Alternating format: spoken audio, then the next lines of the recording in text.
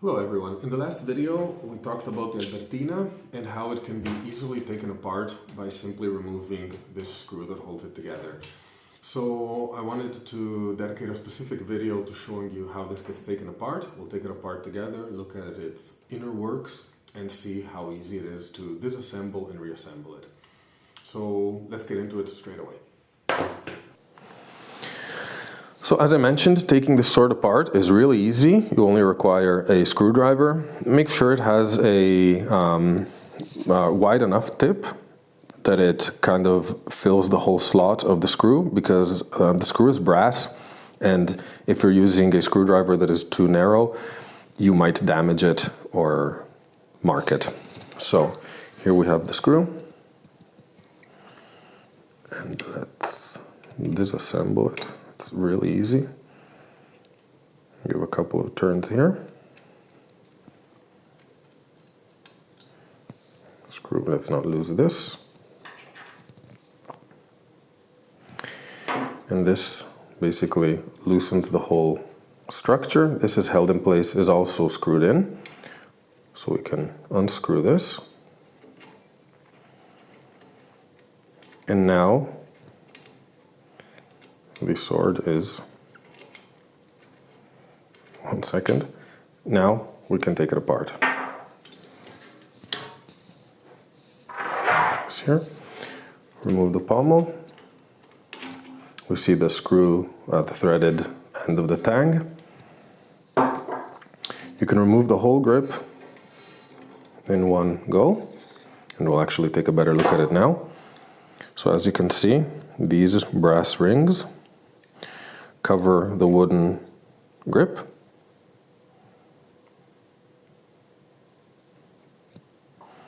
And then the grip is actually covered in this foil. I won't remove this because there's no reason to. So there we have an Albertina grip.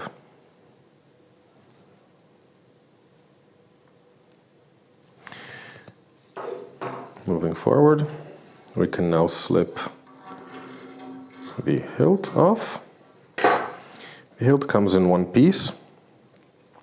So quillin, knuckle guard, and finger ring.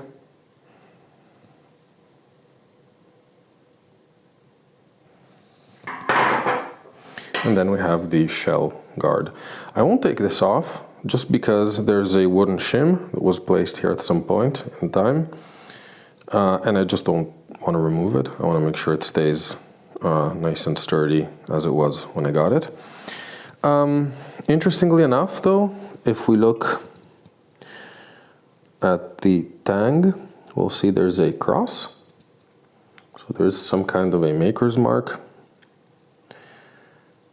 I don't know what this is. I have to do some further research, but as I mentioned, information on this sword is rather scarce, so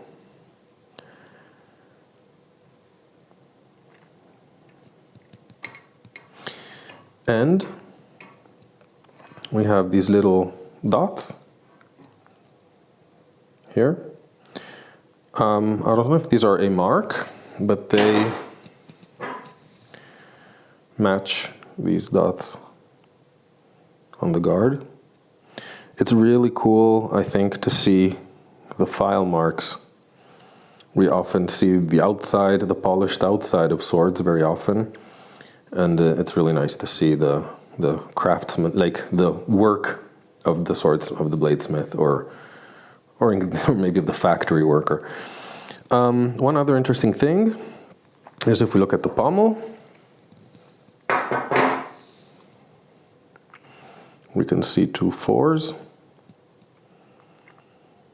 So this is not replicated in any other point of this sword. So yeah, so I don't know what exactly it's supposed to communicate. I do think though, I mean, I'm pretty sure that this blade is was added on later. This is not the original blade because, as I mentioned, it's not a straight flat blade, but it has this rather complex, fuller work to it. Okay, I'll put it back together and then we'll close the video. Okay, so actually I'll put it together on camera so we get an idea of how easy it is. We take the shell guard, push it in place, make sure the shim is there. In the case of this specific sword, you can grab the knuckle guard and insert it.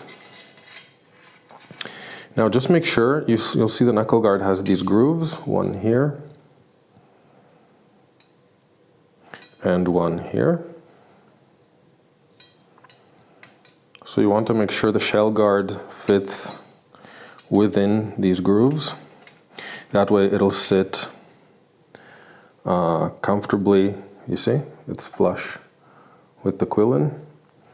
If you don't do it, what may happen is that the whole assembly might be slightly crooked, so this might have some tension driving it to one side. So make sure you seat everything correctly. Then we grab our grip and we slide it onto the hilt, onto the tang, I mean. Push it well so everything kind of clicks in place. We then take our pommel and try to make sure it's already aligned with the hole as much as possible here. The pommel will slide underneath this brass part, so it'll seat comfortably there. Turn this around. We grab our end piece, screw it onto the tang. Now, one thing to be said is just because it's easy to take apart doesn't mean you should be taking it apart all the time. I took it apart once before and now to show you, but I think this will be the end of my disassembling the Albertina, because it still is an antique and we don't want the threads to be damaged or any piece to be bent out of shape or maybe not fit perfectly. Always keep in mind that these objects may be 100 or 200 years old, so you want to treat them with some respect. We give it a last little tightening with the screwdriver. And there we are. Our Albertina is back in shape. You can see there's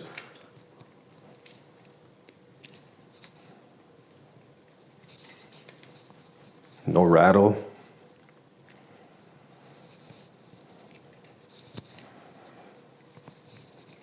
And there we go. Our Albertina is back in shape. As usual, I hope you enjoyed the video. It was easy, as I mentioned in the introduction. And if you own one, it might be interesting, it might be useful for maintenance to take it apart or to find any extra markings that can help identify it better.